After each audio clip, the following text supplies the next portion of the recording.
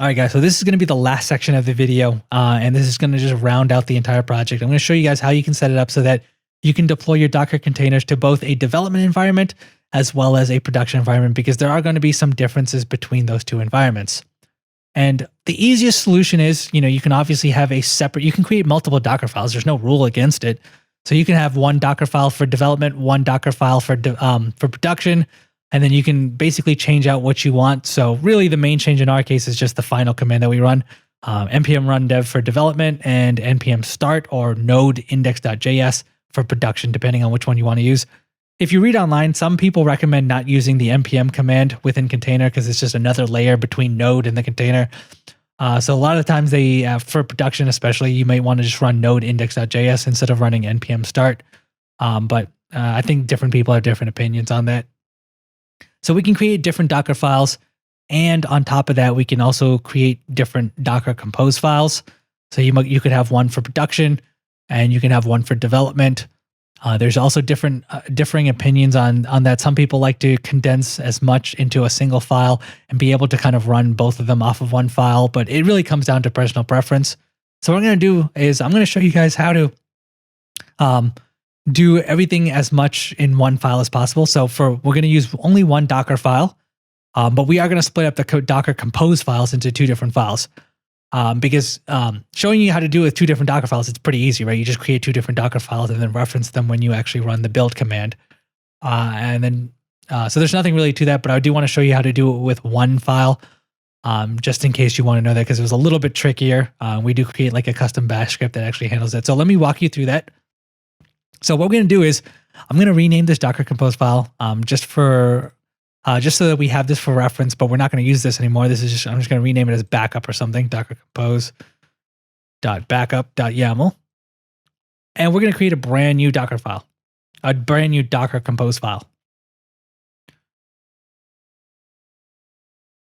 And on top of that, I'm going to create two more files. So let's do a new file. I'm going to call this one docker-compose.dev.yaml. So this is going to have the configuration specifically for our development environment. And then we're going to create one more. And I'm going to call this docker-compose.prod.yaml. So this is going to have all the configurations specific to our production environment. And remember, we're just going to have one Docker file. All right, so we have three Docker compose files. And obviously, if you have like a staging environment, you can also create another one for that. Sorry, these are the three. This is the backup just for reference if you guys want to take a look at that later.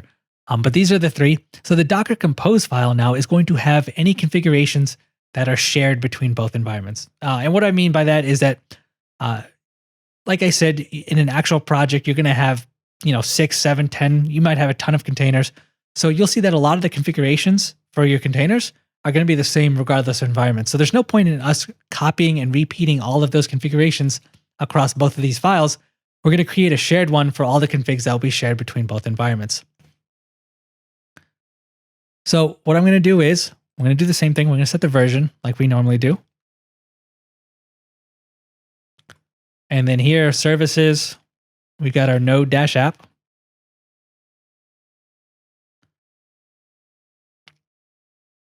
And I forgot to add that tab. Remember, spaces matter in YAML.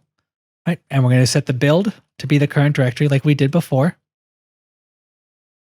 And then for my production and for my development environment, I'm just going to say they're both going to be listening on port 3000. However, keep in mind that maybe in your environment, they're different. So if they're different, you don't want to put in this file because this file is only for when things are the same between your production and your development. If they're different, you're going to want to put them in their respective files. This is only for shared configurations where they're the same in both environments.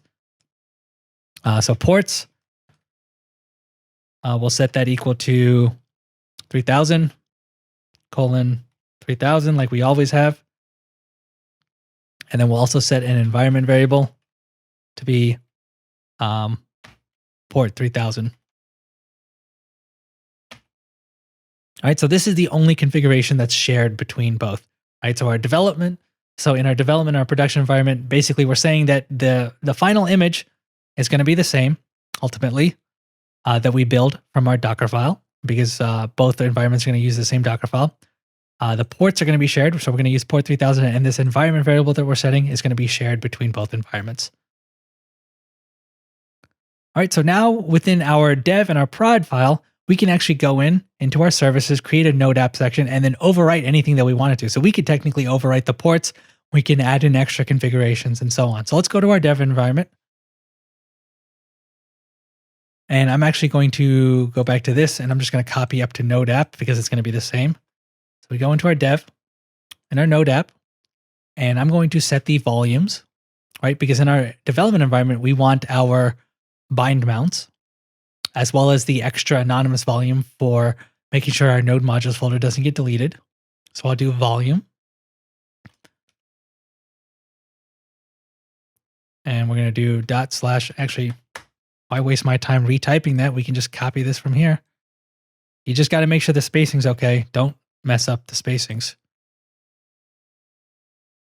And I think I messed it up. Hold on, let's see. So yeah, 1 tab and 1 tab. There we go. All right, and since this is our development environment, we're going to pass in an environment variable. Did I spell that right? That does not look right. There we go. And we'll say node_env. So this is just common across node applications where in your development environment, you're just going to set this to development, and then in your production, you would set it up. You would set it equal to production. All right, and then the final thing is, in our Docker file, I'm going to change this to default to. It doesn't really matter what we set here because we're going to overwrite it. So I'll just set this to either npm start or node index.js, whatever you prefer. I'm just going to set this to index.js by default. And remember, we can override any of this in our Docker compose file. So in here, we can override that command with the command option. And we can say npm. Well, we do this on the same line. npm run dev, right? Because we have that script that's going to run nodemon so that it restarts our code in our development environment. Let's save that, or save everything. And now let's move on to our compose prod file, but copy the first 3 lines as usual.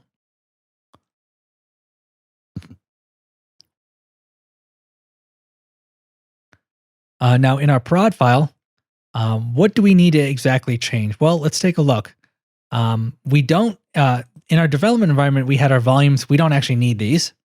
The only thing I can think of is we need to change the environment variable to be production, and we need to change the command to be either node index.js or npm start, depending on what you prefer. So let's add those in. So we'll do environment.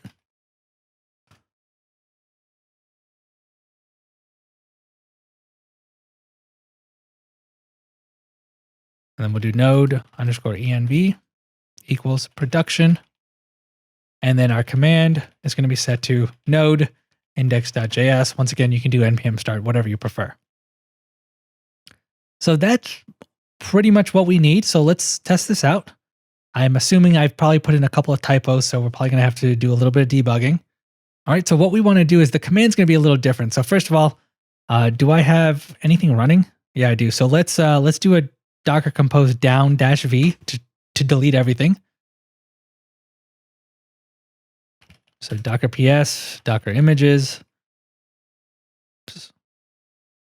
All right, so now how do we actually run this now that we are going to have to run 2 Docker compose files, right? Because when we want to run in production, we're going to do the base Docker compose plus the dev. And then when we want to work in production, we do the base plus the prod. Well, what we have to do is you do docker-compose, and then you pass in the -f flag for file.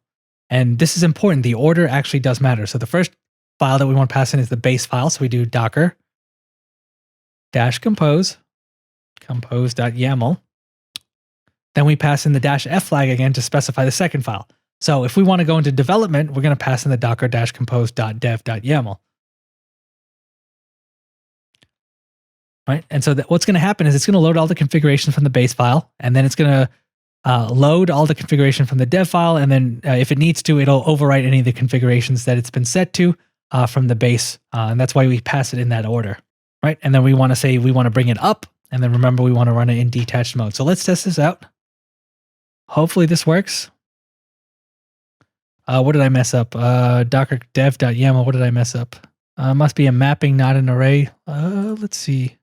Oh yeah. Look, I mean, you can see I already messed the indentation. The volume, environment, and command need to be under the node app section. So that's what broke. So let's tab everything up one section. And now let's give that a shot. All right, looks like things are working. So hopefully, yep, everything looks good. So let's just do a Docker PS. And we see our container running. Let's go to our application. Let's hit refresh. It looks like it's working. Let's just go to our code, make a few changes to make sure that things are updating and that NodeMon's doing its job. So let's hit save. Let's go back, hit refresh. Look at that. So this is our development environment, and it looks like everything's working perfectly. And we can go ahead and shut that down. So we'll do, remember, same thing, we do down, and we can pass in the -v flag so we can delete those extra volumes. And it should stop it. Now let's do the same thing.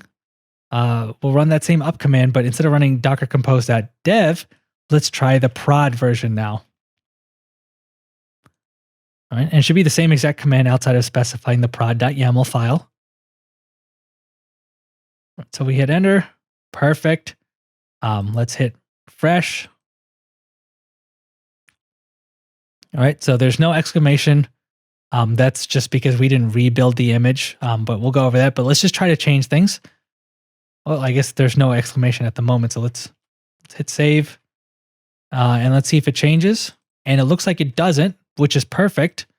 All right, we don't want any changes. If we add anything else here, and then hit save. Remember, we're in production, so there is no bind mount, and we shouldn't see any changes. Now, just to make sure things are working, I'm going to bring this down. We're going to do a down -v. And just like before, right, when we make changes to anything, like our source code or anything else, since we're in production environment and there's no bind mount, anytime we make changes to our code, we're going to have to rebuild our image. And we have to tell Docker Compose that we want to rebuild it. So we'll do up. So right now it's got all this nonsense in there. So we do up, -d, and then I think it's --build. It's going to force a new build, right? Because now we're changing our code. There's no bind mount. And so to actually see the update, we have to rebuild the image, right? And so now if I hit refresh, we see all of that nonsense. And just as a double check, let's delete the exclamations and let's delete all that nonsense right there. Hit save. Do we see any changes? Absolutely not, because remember, we are in production environment. So this confirms that we now have set up a different Docker Compose file for our production environment and for our development environment to accommodate our specific needs for each environment. Now, there is one last thing we got to do because there's a little bit of an issue, and I'll show you why. Right now, what was the last command? We're running in production mode, right? So we ran the docker compose.prod. And I'm going to do a Docker PS. Let's just quickly get the name of that Docker image. And I'm going to connect to this Docker container. So we'll do docker exec-it. And I'm going to copy that name. And then we'll do bash. All right. So here, what I'm going to do is, well, first of all, you'll notice that we copied a whole bunch of Docker Compose files. And that's because in our Docker ignore, they're not in there. So we can add those in there as well. And we can just say docker-compose star. And that'll just ensure we don't copy anything or any file that starts with a docker-compose. So this is kind of a wildcard for matching anything after that. So we'll hit save on that. But that wasn't really the main thing I wanted to address, actually. So if we go into our node modules folder, this is kind of important. If I do an ls, this is going to show you all of the dependencies that we have, all the packages. And there's something very important. If you look at this, you can see that NodeMon is installed. And you might be wondering, why is that an issue? And I want you to remember, we are in production mode, right? And in our package.json, we can clearly see that NodeMon is a dev dependency. We don't need this when we run into production mode because we're never going to be using NodeMon in production. That's only for development so that it automatically restarts the node process when we are developing our project. So how do we actually prevent NodeMon and any other development dependency from getting installed? Because right now it's just taking up space and doing absolutely nothing. Well, in our Docker file, you can see that we run an npm install. If you want to actually deploy this to production, right, you would normally run I think it's a -- only equals production, right? And so that'll prevent any dev dependencies from getting installed because you're running in production mode. So what we have to do now is set up our Docker file to be intelligent enough to know whether we are in development mode or production mode, and then either run an npm install or an npm install -- only equals production, depending on if we are in our development or if we're in our production environment. So how exactly do we do that? Well, we're going to have to basically write an embedded bash script. So here, instead of this line right here, what we're going to do is I'm just going to go under here, and we're going to replace it with this. I'm going to say run, and we're going to do an if statement.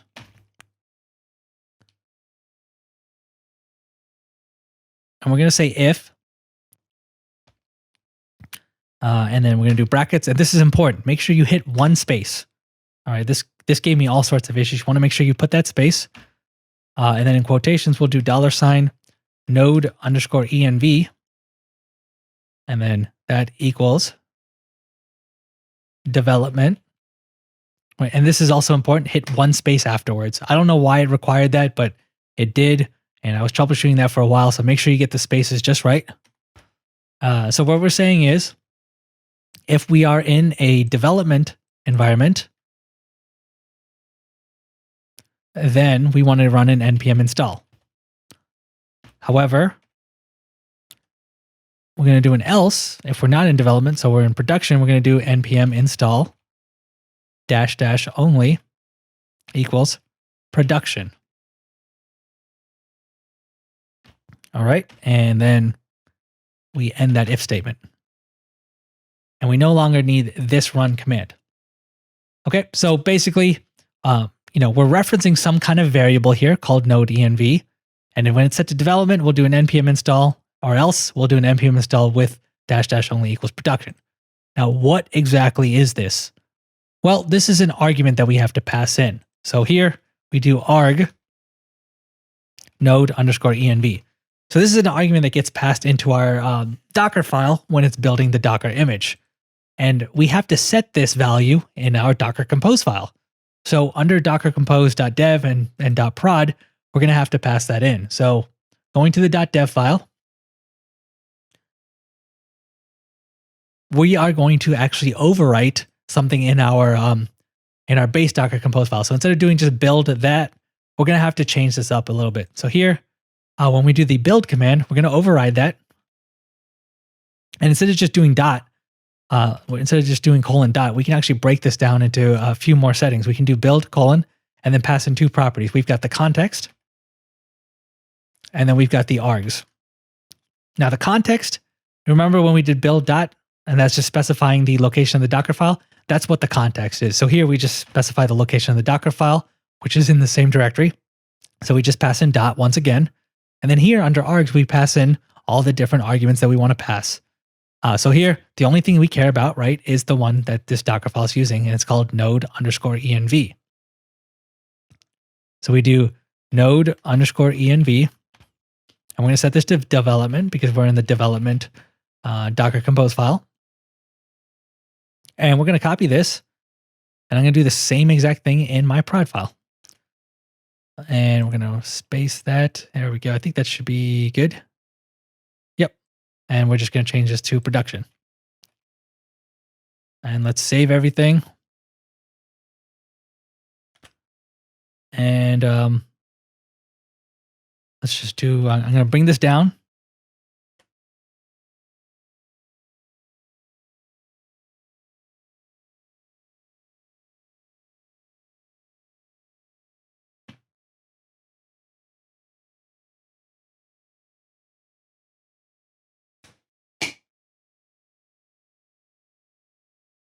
All right, and let's just make sure we save everything again. All right, so now it should theoretically, run this if statement when we want to do an npm install, and it should be able to detect depending on what the arguments that's passed in. So We're going to run in development mode first, just to make sure everything's working. And then we're going to run it in production mode after that, just to make sure that that actually made the changes that we wanted. So let's go back to my up command. I'm going to start off with dev. All right, so it's building that. Remember, I told it, I passed in the -- build flag because we made changes, and Docker Compose is not intelligent and it will not know that we need to actually rebuild it. So I always pass in the -- build flag in that scenario. And let's test this out. So hit refresh, it just says hi there, which is fine. When we go to our index.js, let's add some exclamation points, hit save, refresh, perfect. So just the fact that it restarted automatically and it adopted those changes, we know that NodeMon was successfully installed. And so we know that that if statement so far right here, it ran an npm install because it detected that we were in development mode. So far everything's looking good. Let's bring everything down. With the -v flag, let's delete that volume. And this time we're going to bring it back up, but I'm going to do it in prod.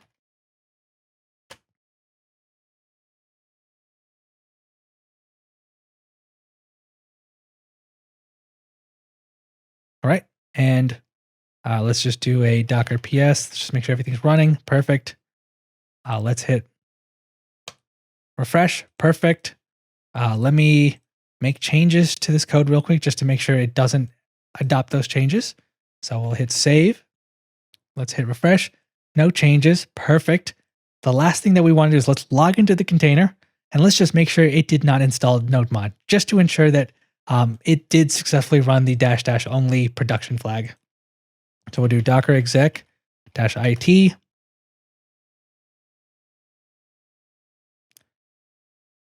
And then bash. Right, ls, let's go into node modules.